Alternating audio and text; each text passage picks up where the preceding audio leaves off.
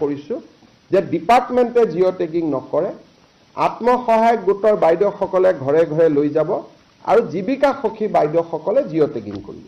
31 March তাৰিখৰ ভিতৰত, যিহেতু বাজেট 1 এপ্ৰিলৰ পৰা আৰম্ভ হ'ব, 31 মাৰ্চৰ ভিতৰত আমি 29 লাখৰ পৰা ফাইনেল যিটো চেকিং, চৰকাৰী কৰ্মচাৰীৰ পত্নী, চৰকাৰী কৰ্মচাৰীও তৃতীয় আৰু চতুৰ্থ শ্ৰেণীটো আমি ল'ব দিছোঁ যে তৃতীয় আৰু চতুৰ্থ শ্ৰেণী যদি হয় তেওঁলোকে লওক, কোনো আপত্তি নাই। দ্বিতীয় আৰু প্ৰথম শ্ৰেণীক আমি মাইনাছ কৰিছোঁ। ঘৰত যদি বাছ ট্ৰেক্টৰ আছে সেইটো আমি মাইনাছ কৰিছোঁ। 3 চকীয়া বাহন আমি মাইনাছ কৰা নাই, 4 চকীয়া বাহন মাইনাছ কৰিছোঁ। এনেকৈ খুব লিবাৰেল ছিষ্টেমেদি আমি 29 লাখৰ পৰা কিমান কমে আমি চাম। হয়তো 1 লাখো কমিব পাৰে, 1.5 লাখো কমিব পাৰে, হয়তো 50,000ও কমিব পাৰে। কিন্তু যিয়ে নহওক কিয় 31 মাৰ্চত এই তালিকাখন আমি সমাপ্ত কৰিম, ফাইনেলি আমি আপলোড কৰিম যে এইখনে হিতাধিকাৰীৰ তালিকা।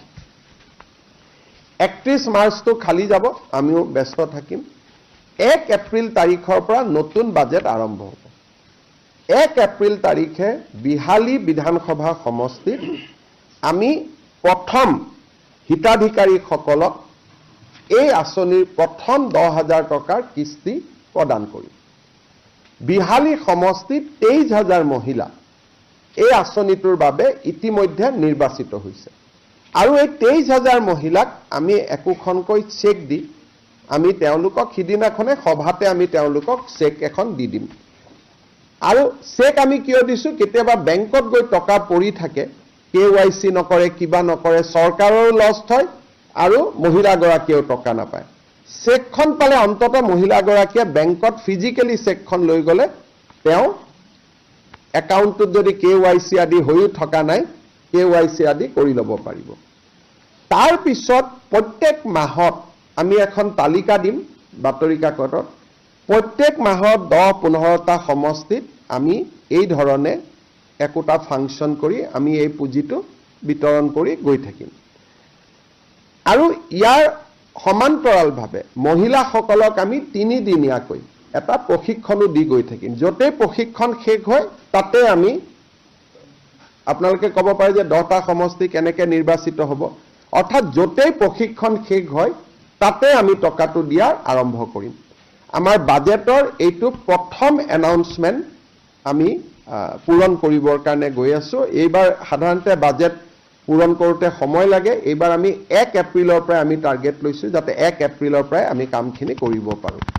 আৰু এইটো এটা অসমৰ ইতিহাসত অৰুণোদয়ৰ পিছত ওমেন এম্পাৱাৰমেণ্টৰ এইটোৱে আটাইতকৈ ডাঙৰ স্কিম, কাৰণ এই স্কিমটোত নগৰৰ, এতিয়া মই গাঁৱৰ সংখ্যাটো ক'লোঁ, কিন্তু নগৰৰ মহিলাসকলো ইয়াত আছে। 3,200 কোটি টকা ৰাজ্য চৰকাৰে এইবাৰ এই আঁচনিটোত খৰচ কৰিব, মুখ্যমন্ত্ৰীৰ মহিলা উদ্যমিতা। নতুন প্ৰশ্ন সদায় থাকে যে বহুত দুখীয়া মানুহে কয় যে আমি ঘৰ পাবলৈ এতিয়াও বাকী আছোঁ। অসমত 62 লাখ পৰিয়াল আছে। 62 লাখ পৰিয়ালৰ 30 লাখ পৰিয়ালে প্ৰধানমন্ত্ৰী আৱাস যোজনাৰ ঘৰ পোৱাৰ পিছত আমি ভাবোঁ যে এতিয়াও 4-5 লাখ দৰিদ্ৰ লোকে ঘৰ পোৱাৰ প্ৰয়োজনীয়তা আছে। এই ঘৰ পাবৰ কাৰণে আমি প্ৰথম প্ৰক্ৰিয়াটো হ'ল যে মানুহজনৰ ঘৰটো যে কেঁচা ঘৰ তাক প্ৰমাণ কৰিবৰ কাৰণে এটা জিঅ' টেগিং কৰিব লাগে। আৰু জিঅ' টেগিং কৰাৰ পিছত যেতিয়া ই ভাৰত চৰকাৰৰ ওচৰলৈকে যায়, ভাৰত চৰকাৰে বিভিন্ন টেকনলজিৰ আধাৰত তাক নিশ্চিত কৰে যে এই মানুহজনৰ ঘৰটো কেঁচা ঘৰ হয় নে নহয়, আৰু কেঁচা ঘৰ হ'লে তেখেতক এখন তালিকাত অন্তৰ্ভুক্ত কৰে আৰু পৰ্যায়ক্ৰমে এই ঘৰ তেওঁলোকক আগবঢ়াই গৈ থাকে।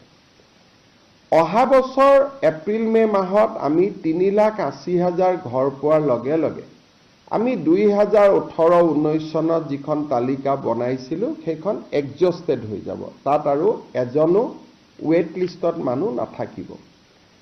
তথাপিতো বহুত লোকে ঘৰ নোপোৱাকৈ থাকি যাব। সেইবাবে আমি ভাৰত চৰকাৰৰ পৰা এটা অনুমতি ল'লোঁ যে আমাক আকৌ এবাৰ জিঅ' টেগিং কৰাৰ কাৰণে অনুমতি দিয়ক।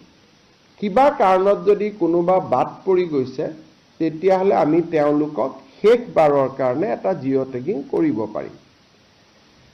কিন্তু জিঅ' টেগিং কৰিলে সাধাৰণতে গাঁৱৰ মানুহে আমাক আপত্তি কৰে যে পঞ্চায়ত আৰু গ্ৰামোন্নয়ন বিভাগৰ কৰ্মচাৰীসকলে 25-30 হাজাৰ টকা দাবী কৰে আৰু তেওঁলোকক যদি টকা দিয়া নহয় তেওঁলোকে দৰিদ্ৰ দুখীয়া মানুহৰ ঘৰ জিঅ' টেগিং নকৰে।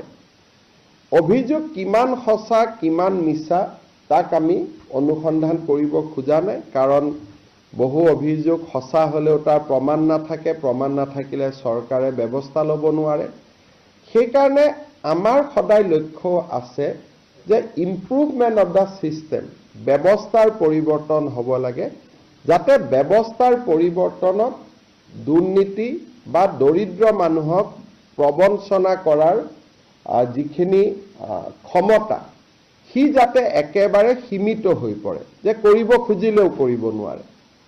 সেইবাবে এইবাৰ আমি জিঅ' টেগিঙৰ এটা নতুন ব্যৱস্থা আৰম্ভ কৰিছোঁ। এইবাৰ প্ৰথম জিঅ' টেগিংটো আমাৰ গাঁৱৰ মহিলা আত্মসহায়ক গোটসকলক যোনে পৰিচালনা কৰে জীৱিকা সখী বাইদেউসকলৰ দ্বাৰা আমি প্ৰথম জিঅ' টেগিংটো কৰাম। লোকসভা নিৰ্বাচনৰ সময়তো মই ৰাইজক প্ৰতিশ্ৰুতি দিছিলোঁ যে আমি আত্মসহায়ক গোটৰ সুবিধা লৈ এইবাৰ আমি জিঅ' টেগিং কৰাম।